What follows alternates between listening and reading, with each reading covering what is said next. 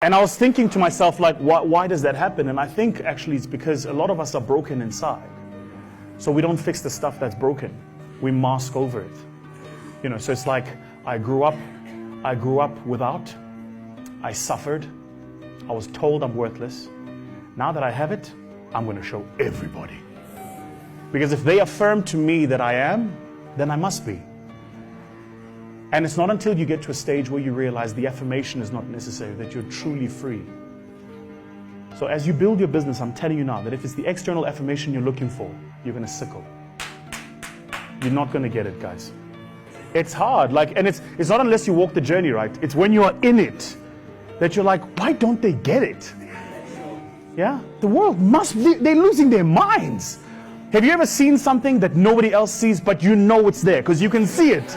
You're like, nah, and you explain it, but they don't see it, right? And in that, the only thing that keeps you sane is if the only affirmation you need is you. So it's kind of counterintuitive, right? Quickly, before we start, I got to tell you this. I'll tell you why it's counterintuitive. Anthropologists and human science specialists both have studied prisons. Prisons are a fascinating thing, right? Because when you're a human being, what we do in this thing called a society, very careful of society, by the way, because society is nothing more than a system of normalized averages.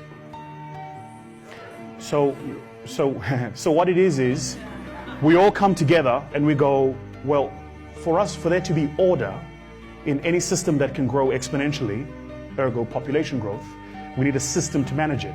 And we're going to codify the system, and we're going to call these things good behavior, etiquette, rules, laws. If you break them, we're going to punish you. We have to do it, otherwise there'll be disorder. Like if nobody tells you, sit on the right-hand side of the car and drive on the left-hand side of the road, you're going to sit wherever you want, you're going to drive however you want. And we can't create a society like that. So what society does is it writes these rules, it codifies them, that create the average for the average. The average human being should be like this. That's why your mom says, go to school, get a good education, get a job, get a husband, have 2.5 kids, live in the White House with a picket fence. That's why you're told that, because your mother comes from a society with a system of normalized averages. And then you come up and go, nah, maybe not. Maybe I don't want to finish school. Or maybe I do, but I actually don't want to get a job. I actually want to go through 5 years of not knowing where my next meal is going to come from, because I've got a dream. The minute you break away from society's rules, it'll do exactly what they do to you in prison. So check this out. So you break the law, they send you to prison. Why? Because if we can remove you from broader society, we punish you. Yeah? Human beings, by their very nature, need interaction. This is a vital part of being a human being.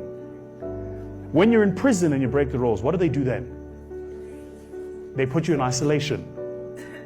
So just to be clear, to the strongest, toughest, most evil people of society, the single most powerful form of punishing them is separation. It's not physical punishment. It's I'm going to put you in a hole, alone. That's it. And it will break you. That's why people don't have the courage to walk the path of entrepreneurship. Because the minute you're walking, you're going, holy shit, I'm alone. You get it? Yeah? So this thing, hey guys, this thing is so powerful, man.